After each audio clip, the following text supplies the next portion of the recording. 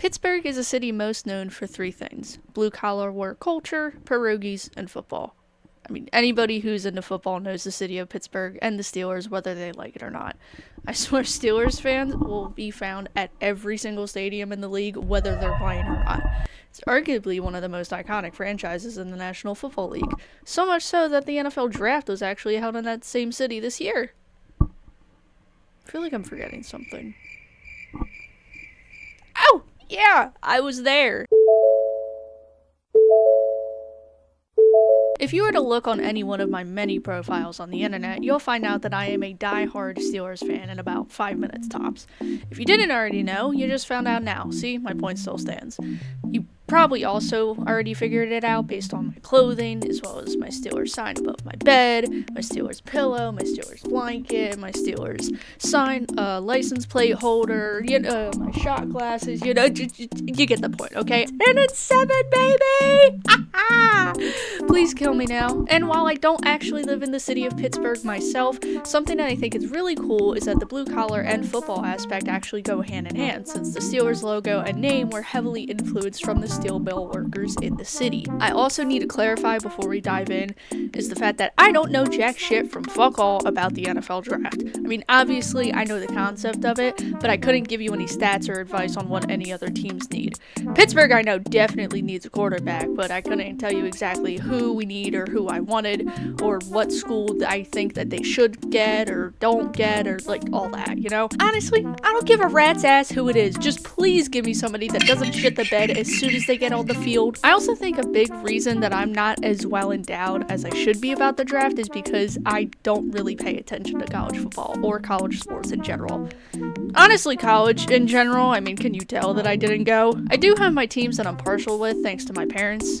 Go Michigan, Notre Dame, and Navy. But again, I don't pay that much attention to football until the NFL season rolls around. A few months ago, my dad and I were talking and he was like, I've been thinking about going to the draft. And I entertained the idea. I had watched clips of the draft before and I love football in Pittsburgh. I had only been to Pittsburgh one time before, which was to a Steelers preseason game in 2023 because it was on my birthday. And we ended up winning, so that was cool, but the drive back was not fun. However, for the draft, it would be my first time actually staying more than a few hours in the city. I'd always dreamed of going, and this felt like a sign from the universe that this was my chance to get out there on the road and experience the greatness for myself with my own 2 eyes instead of just watching it on a TV screen. So, I guess it's time to go to the only draft I'll ever sign up for.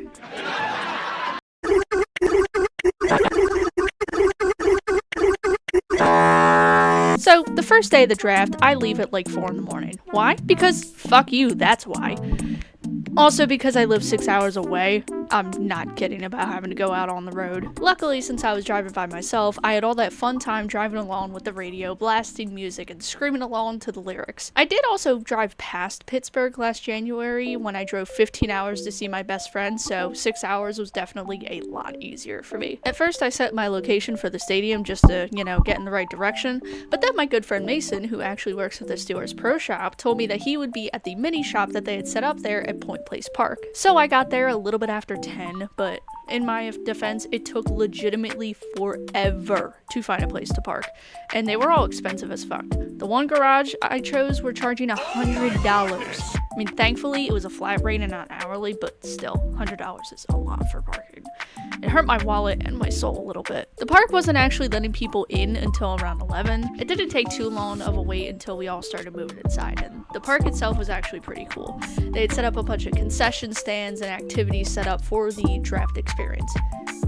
Yeah, probably should talk about that. The draft itself was free to attend for all, but you had to register online for it or download the NFL One Pass apps and register so that you could get a QR code to participate in the experience. I only got my QR code scanned once, and it was for an activity that I couldn't even do. I didn't really do all that much inside the park because the lines for everything were insanely long, but the first thing I did when I got in was to go to the pro shop to find my friend Mason. When it was finally my turn in Mason's line, he took one look at me before saying, "Oh wow, you're like a real person." Straight up, just said it like that. And also, let's go back to that. Why did he say that? Who says that to somebody that they just met? I'm kidding. Please do not get Mason in trouble. Steelers Pro Shop, I swear, he's my Pookie Bear. We love Mason. We did also have a nice little chat before I bought a shot glass, a t-shirt, and rubber ducky. Then I got some pierogies for lunch, which were absolutely amazing. And then I walked around some more just to get my bearings. Then I saw the line for the autograph stage. It wasn't too bad, and it was a chance to meet Alex Highsmith, the linebacker for the Steelers. He ended up being like a half hour late, and I did wait like 2 hours in line for him. I'd like to say real quick though, I'm not mad at him, nor am I criticizing him, and I would have absolutely waited to meet him again, but waiting in the heat and humidity was not fun. The people behind me were also really nice. Shout out to that dad and his 2 kids who were there. They were really funny, and if I could have talked to y'all more, I would, but you know, social anxiety is a bitch. I had my phone and my Polaroid camera on me, and I wanted to take both pictures with Alex, as well as have him sign this little notebook thing that I had. And the guys behind me actually offered to take one photo while I do the other, but the staff for the draft was adamant about it only being just one picture, which technically wasn't even allowed, so I'm lucky that I got one in the first place. Right before I went up to meet Alex, I noticed that there were more people waiting in front of me, and I was waiting to let them go, but the staff said that they were waiting for Will Howard. Will is another player that I like and I really wanted to meet, but I decided I could meet Alex and then hop back in line to see Will. Only to realize that the line had basically quadrupled when I left, and Will got on stage about 10 minutes after I stepped down. I also knew that they were only going to be there for like an hour and a half, and the state of that line was way too long for me to be able to meet Will in time, so I left. And honestly, I'm a little bit disappointed that I didn't wait for Will, but I'm still ecstatic that I met Alex. We didn't say much to each other because I was insanely nervous and I didn't want to be annoying or whatever, but oh well, beggars can't be choosers. Now at this point, I know what you're thinking. Where's my dad? Did he cancel on the trip and leave me to fend for myself?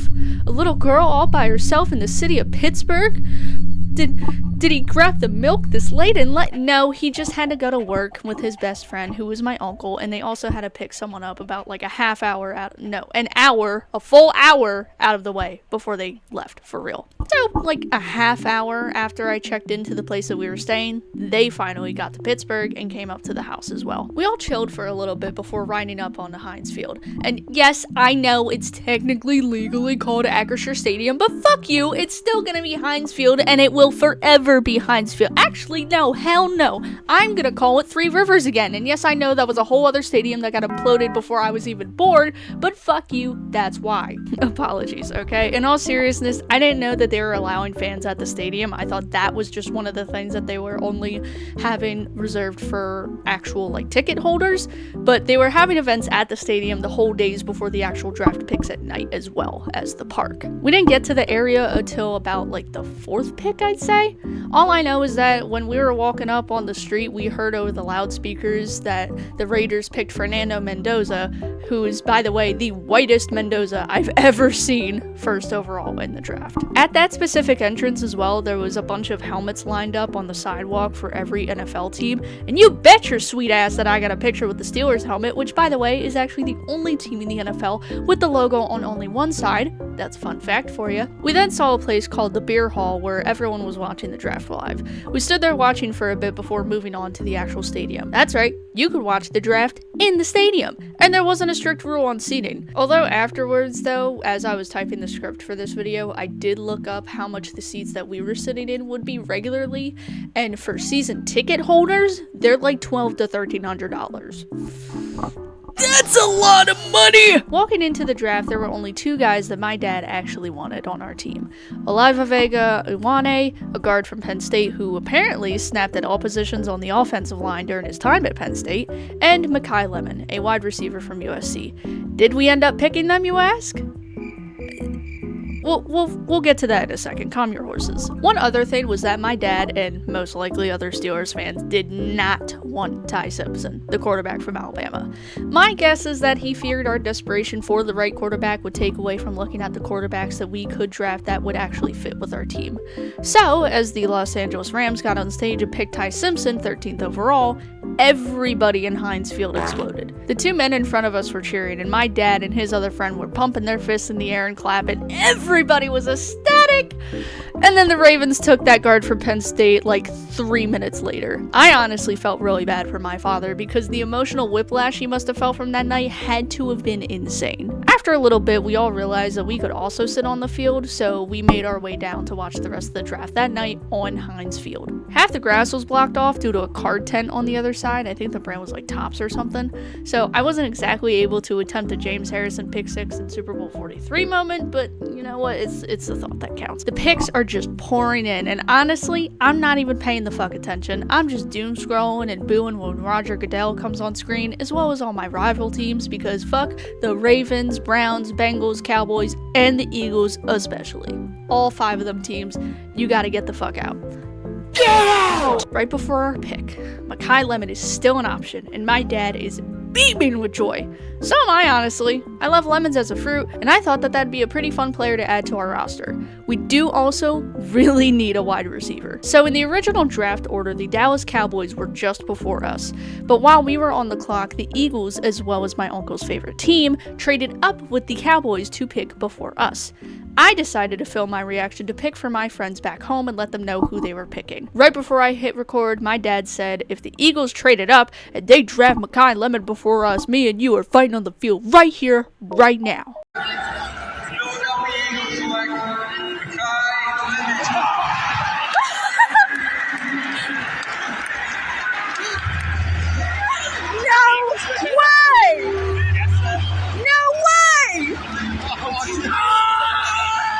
Yeah, they drafted Mekhi Lemon. As you could see in the video, I was in absolute disbelief. I mean, no fucking way that the Eagles just did that. They stole Lemon from us. Like, literally, they stole him from us. We were on the phone with him. Something I actually forgot to mention before is that on the field, there are these, like, pads similar to what you would see in a school gymnasium, like, for gymnastics and stuff, like, the safety pad, like, those kinds of things, right? And they had all these, like, Velcro advertisements on them about the NFL and the draft experience and all that fun stuff, right? And after the Eagles drafted Mekhi Lemon, fans were literally ripping off the advertisements off the pads and trying to take them home. So then finally, here comes our draft pick. Number 21 overall in the 2026 NFL Draft is...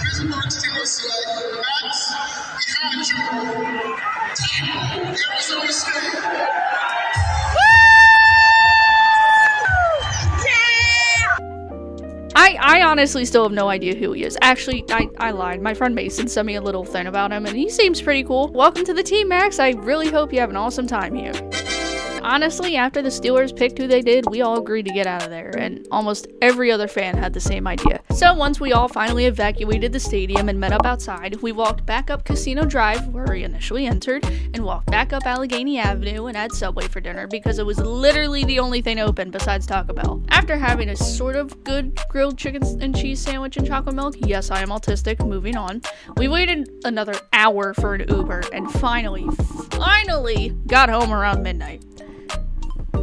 I stayed up almost 24 hours my first day in Pittsburgh. Was it worth it? Absolutely. Is there anything you want to say? Now's a chance for you to say something. I hope the Steelers win the Super Bowl. Day 2 was honestly a lot more chill than day 1.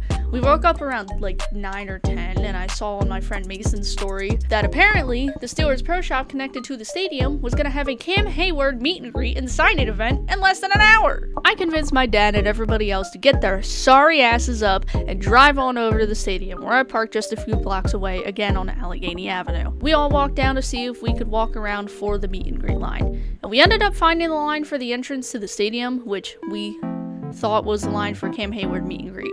And I say we in parentheses because I knew damn well that this was the line for the entrance for the stadium, but nobody listened to me. I did realize that I accidentally brought my mini backpack, which was not clear, which also meant that it would not be allowed in the stadium. So I walked back up to my car to put it back. I ended up taking a bit longer because I stopped for breakfast and put on sunscreen so that my pasty white ass didn't cook in the sun like a rotisserie chicken at Giant. My uncle had left to check up on me. He also wanted to leave because there was this like card convention center downtown, so he called an Uber from around where I was parked to get a ride over there. So then me, my dad, and his other friend took another walk around and inside the stadium.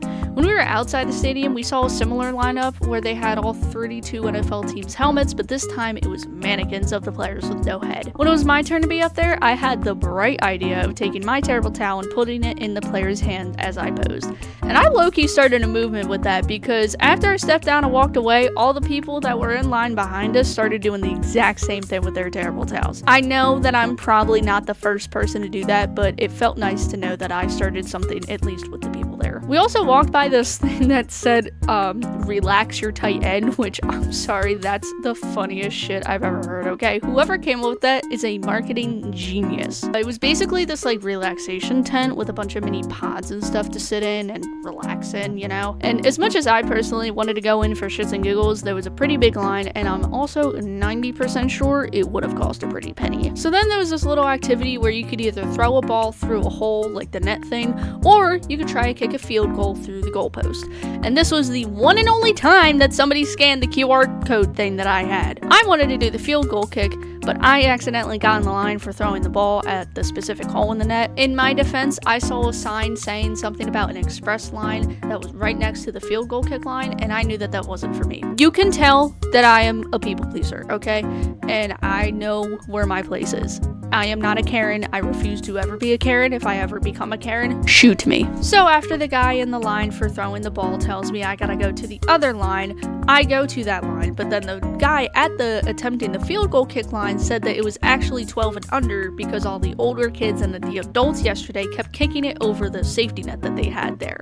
Which, one, understandable, you know, but two, oh my god, I really think that I can kick a ball over the net? Thank you. You believe in me. That's so nice. So then he tells me that there's a field goal kick attempt in the actual stadium, and I was like, let's go do that. And then we go in the stadium, and apparently the World Health Association, whatever the fuck, they were doing the Guinness World Record for most people trained for CPR certification. They were doing that, and I couldn't get to do the field goal kick. But I really wanted to, because I wanted to be like Chris Boswell, because he is my beloved, my king. So then we ditched that and attempt to get back to the place we're staying at for the day until we have to go back. But during our drive, I joked about how my mother hates I-95 because there's no room for error, and then I said, in Pittsburgh, you stay in one lane for too long and you're making a 30-minute detour. Yeah, you can take a guess at what happens next. In my defense, it wasn't too bad though, okay? We got back at a decent time, and I actually looked ahead on my directions, and I noticed that we were going to be driving through the Fort Pitt Tunnel. Why is that so significant, you ask? Well, my favorite book and movie of all time is The Perks of Being a Wallflower, which is actually set in Pittsburgh. I have a deep love and connection to this movie, so much so that I got a tattoo of it when I was in Vegas for TwitchCon back in 2023. There's a really big moment in the book, more specifically in the movie, where they're driving down through this tunnel and Heroes by David Bowie plays. Charlie, the main character in this book, describes this feeling as being infinite, and I wanted that feeling. From that point on, it was in my bucket list to do the exact same thing one day, so when I saw that I had that chance, I queued up Heroes. Now, it didn't line up exactly as it did in the movie, and it was during the daytime, so the city wasn't all shiny with all the lights and whatever, but it was still pretty incredible. We were talking all up until that point that I played the song, and then it just completely went silent, other than, you know, David Bowie singing, and I legitimately almost started crying. It was also sweet to me that my dad and his friend were silent for that. I think on some level they both knew that I needed that moment. And who knows, maybe they did too. I've been going through some things recently, and I needed this vacation so damn badly. And that moment, coming out of that tunnel to see the Pittsburgh skyline, it really just felt like a factory reset. And then I had to merge before we went on another detour, and it was over, but I swear, during those precious moments, it was infinite. After we got back to the house, we chilled for several hours, and by that I mean my dad and his friend took a nap while I was catching up on Pooh Fisher's Tomodachi Life Living the Dream series, but I had a special place to go to that day. Surprise! This was one of the things that I had planned out weeks before I came to Pittsburgh. I thought about getting this tattoo for a while now, and originally it was just going to be an outline of each symbol in their respective colors, but my artist told me that the yellow would just fade almost instantly, which, you know, okay, fair. I'm glad that he told me that. I do still like the filled in style though, I can't lie. It's really cool. I also told myself that I wasn't going to get this tattoo until the Steelers won a playoff game, but I've been telling myself this for years, and with the draft coming up and being into Pittsburgh and getting the opportunity for the draft, I took that also as a sign to get the tattoo, and who knows, maybe me getting the tattoo is going to be good luck for this season. And the next season, and the next, and then, you know what I mean? I also really quickly just want to give a huge shout out to my tattoo artist, Ben. His Instagram handle is Ben's Tattooing, and he was actually recommended to me by, you guessed it, Mason! Literally, as I said, he's the MVP of this video, okay? Like, literally, shit you not, I hadn't even told him my plan. I just went, hey, you live in Pittsburgh. Who's a really good artist in the area, like, that you know of, or, like, whatever? And instantly, he linked Ben's profile without a fucking word. Goat behavior right there. Ben was really nice, and we had a really great time planning this appointment in advance as well as during the appointment. He works at the Island Avenue Tattoo Shop in McKees Rocks, Pittsburgh, and this is their Instagram. It's at island.av.tattoo. A lot of dots in there. And while obviously I didn't get a tattoo from every artist at that shop, I got an amazing vibe there from everyone else I saw. They also played Bratmobile at one point over their PA system, and guys, when I tell you, that made me so fucking happy because literally nobody knows Bratmobile. You should totally listen to them now. Now! Fucking go to Spotify, go to Tidal, go to whatever the fuck you listen to. Fucking look up CDs, look up vinyl. Listen to Bratmobile right this second, right fucking now. Also follow Ben and that tattoo shop on Instagram. That's also very important. If you're ever in the Pittsburgh area and are in need of a tattoo, I highly recommend that shop. Honestly, if I'm ever going back into that area and wanting another tattoo, 100% I'm going back there, whether it's Ben or not. Okay, sorry, enough with the promotion.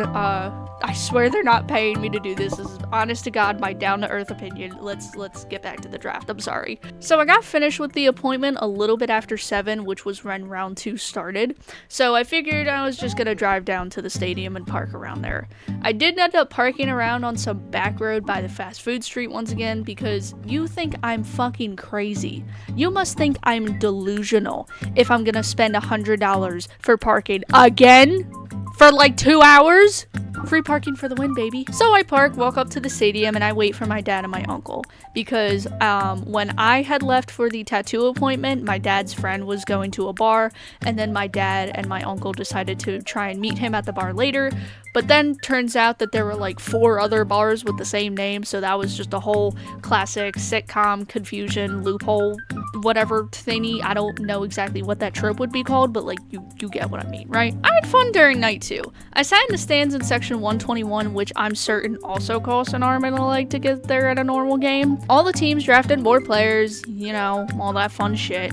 None of which, again, I really knew or cared about, but hey, hopefully it was good for everyone. My dad and my uncle showed up, I think, like, right before round 3 had started, and then we all went down to the field again, but then they stepped outside to smoke. While that happened, the Steelers actually drafted Drew Allar, a quarterback from Penn State. And I really wish my phone hadn't died so I could get the video of that because literally everyone in the stadium around me was leaping for joy. People were hugging and crying and cheering that they were happy that we finally had drafted a quarterback and it was supposedly a good option, which made me very happy. And I told my dad when he came back and he was just as happy as well. He said he literally was just talking to my uncle about how we should take Drew Allar if we were gonna draft any quarterbacks and like if he was still available. Also, while on the field, my uncle went over to ask a lady if she could take pictures of him pointing at the NFL logo sprayed onto the turf. My father, being the typical best friend he is, decided he was going to run full speed at my uncle, harder than some of Ryan Clark's greatest hits, and try to time it just as the lady was taking the pictures. Sadly, it didn't work, and neither did my uncle for a good 5 minutes. Like, literally, he was in tears. My dad almost broke his fucking back. Not actually, by the way, but, like, it was hurting pretty bad. It was still hurting when we got home. I did honestly feel a little bit bad for laughing, but I know my family's dynamic and their behavior, and this was just, again, typical of them. Some guys actually walked up and they were like, yo, is that your guy? And I was like, oh yeah, that's my dad. That's his best friend, blah, blah, blah. And to which they responded, dude, he just fucking killed that guy. Honestly, they were not far off. they just, forgot to add the word almost in the middle of that sentence. I don't remember much about the other picks, but we left out the Steelers made their last draft pick of the night. I do remember that when we drafted Jennings Dunker, my aunt texted my dad saying that he looked like if Joe Dirt and my uncle had a kid together. I'm not gonna put a picture of my uncle up for privacy reasons, but just know that it does track. Like a lot. It's scary. So when we left the stadium, it was once again through that same one exit on the north side. Again, I don't know why the fuck they decided that closing all the exits except for one was a good idea. Like, truly baffles me. So my uncle told us to follow him as he followed the crowd, even when me and my dad were convinced that it was not the right way, but we still trusted him.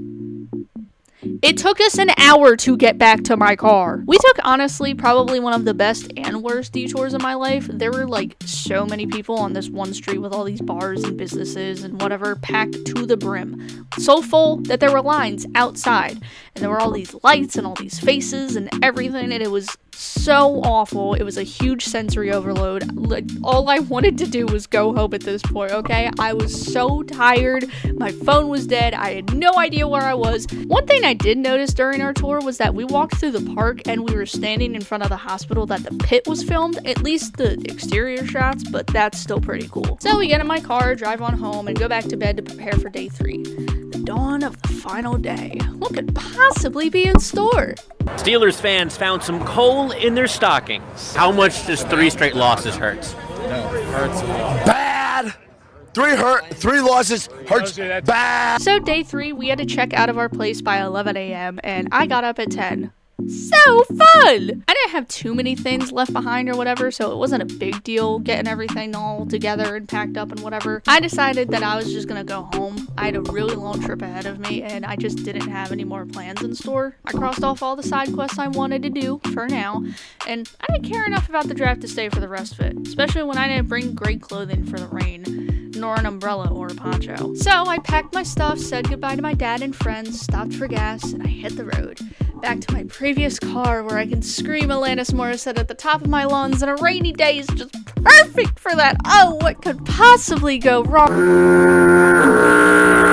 Oh yeah, that my car's in Pittsburgh, most likely in a scrapyard right now. Rest in peace, Joey, the Honda Accord. You will be missed. That happened about 20 minutes into my trip, which was annoying, but it was nice that I wasn't going to be alone. I called my dad, who showed up right away, and the girl who I rear-ended was super nice and understanding about the entire situation. I'm not going to get into too many details because I'm not sure if that's allowed and my insurance company is going to be mad at me, or the girl and her insurance company or whatever, but trust, I am okay. The other person was okay. Literally, only victim was my car, and technically hers, but hers was good to drive. And sort of mine? We were able to drive it through the mechanic shop somehow. Like, would you expect me to be able to drive that thing? No. It also sucked though because I literally had just got that car in January. So there goes $4,500 down the drain. Thankfully, I was able to get home since my dad and his buddies decided to just leave then and there, because I think they also were just like, we don't want to do anything else. We already got the draft, whatever. We can just look it up, whatever, you know? But it still sucks not having a car anymore.